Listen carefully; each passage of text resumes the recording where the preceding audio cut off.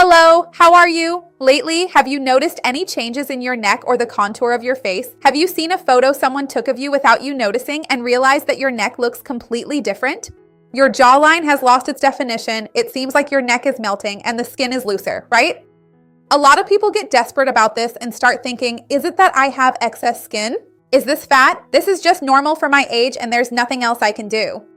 Or maybe you start thinking, I'll have to buy expensive creams, do those really pricey aesthetic treatments, which are actually expensive, massages, devices. Today, I'm going to tell you something very important about the muscles in your neck, about skin health, a change you can make right at home that will quickly improve this aspect a lot. You're going to love this video, so stay until the end because you won't want to miss it. Before we start, I need to ask you, does your neck bother you in your daily life? Some people even start wearing more turtlenecks, high collars, or scarves, depending on where you live, right? If it's hot, there's nowhere to hide. You'll have to leave your neck exposed. Tell me how this works for you. I'd love to read your comment.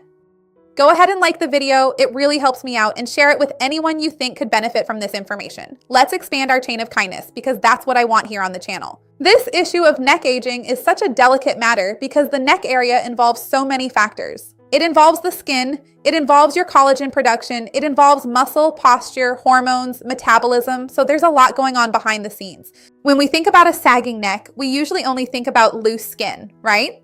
As if the problem were just that superficial layer. That's why so many people focus a lot on creams for this area. So serums, massages, something that stretches this region a little bit.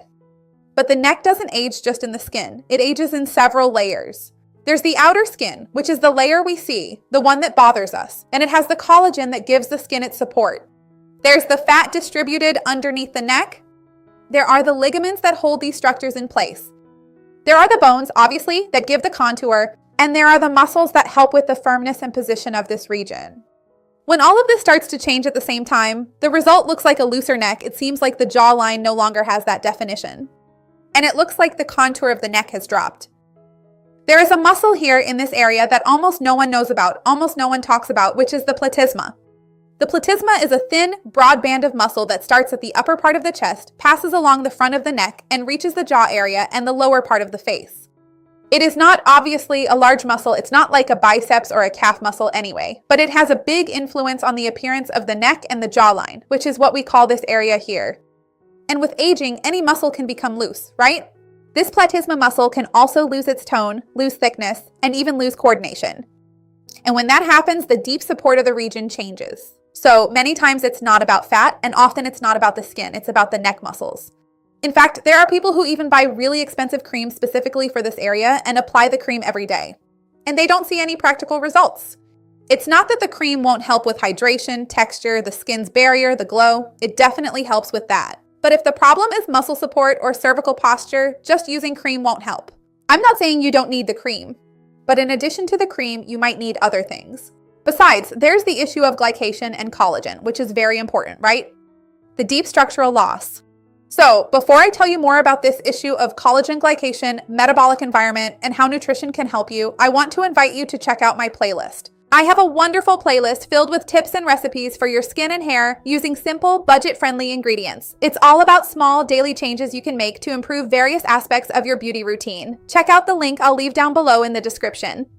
This issue of glycation is very important. More and more, we talk about this nowadays in science because it really changes the way we understand this issue of aging sagging because it draws a direct correlation between the impact sugar has on the structural collagen in our bodies. There is a process called glycation, which happens when glucose molecules bind to proteins in the body, and one of the most affected proteins is precisely collagen, which is a very important protein for supporting our skin. So, collagen needs to be flexible, organized, and resilient. It works like a support network. Think of it that way. It has to be firm.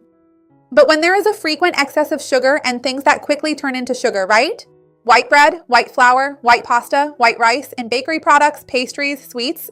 In a broader sense, collagen ends up being exposed to more glucose spikes, and over time, this glucose can bind to the collagen fibers and form these compounds, which are called advanced glycation end products. In practice, it's almost as if the collagen slowly becomes caramelized from the inside. It gets more rigid, brittle, and less functional, because remember, it needs to be firm and flexible. So this is terrible for the skin, it's terrible for the structure, which needs that elastic collagen, not hard collagen. So when collagen loses that flexibility, the skin becomes more marked, more lined, thinner, lacks vitality, and become with less ability to return to its original state, right? That flexibility that healthy skin normally has. And on the neck, this shows up a lot because we move our neck all the time, right? It's a structure that's constantly moving and getting marked all the time. The skin is also very thin, usually. It usually gets a lot of sun, so many people apply sunscreen to their face, but from here down, they don't.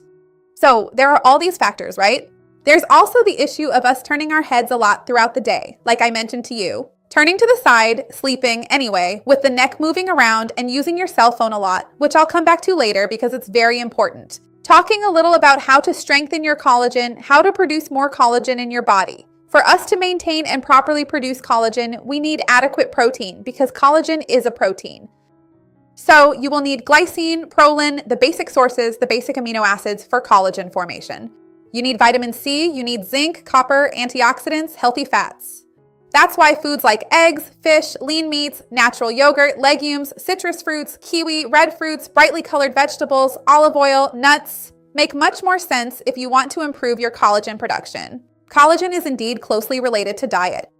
I have an entire playlist here about skin, nails, and hair with juice recipes and gummies that you can make in your routine to add more foods that are rich in collagen or that help produce more collagen. I'll leave it here below in the description for you. It's worth mentioning that our skin is greatly influenced by our hormonal production throughout our entire lives. And usually women notice this even more than men do, although men can notice it as well. But speaking about women in particular, first of all, they notice it during puberty and later on in adulthood in maturity itself. They notice the changes that the skin undergoes during the hormonal cycle, in the ovulation phase, the luteal phase, the different stages of the menstrual cycle. But most of all, they really notice it in the perimenopause, menopause, and postmenopause. Especially after menopause, hormones can influence hydration, skin thickness, collagen production, elasticity, and even blood circulation. In the case of men, obviously, as well, men who typically produce more testosterone may be more prone to oily, acne-prone skin.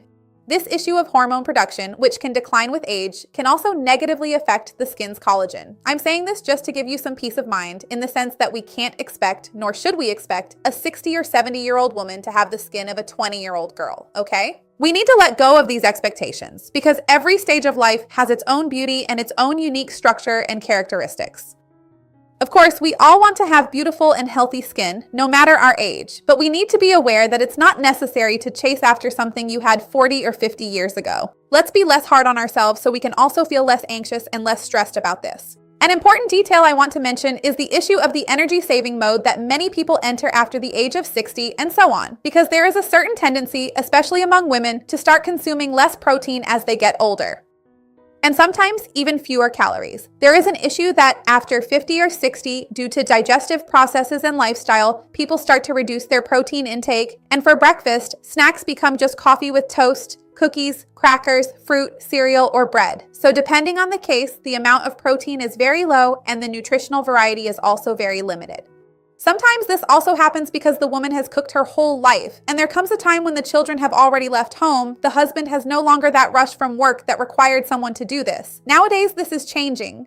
But in the past, women really had this role, right, of being the family cook and having to cook for everyone several times a day. And after a certain age, when there's no longer that need, the woman says, I can't take it anymore, I don't want to cook anymore. And she doesn't even want to cook for herself anymore. So if that's the case, the ideal might be for you to set aside one day a week to make your healthy recipes, freeze them, organize, and do some meal prep. That way, you save on preparation, save time, and you'll always have healthy meals.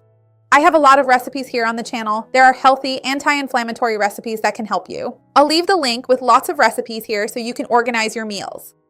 There are still other behavioral issues in daily life that definitely impact this matter of the appearance, the look of the neck. The first thing is definitely posture, because nowadays many people spend hours looking at their cell phones, tablets, computers, or televisions with their heads tilted forward like this. And this position completely changes the cervical mechanics. Some muscles become excessively tense, while others lose their activation over time. Even the platysma itself can lose part of its supporting efficiency.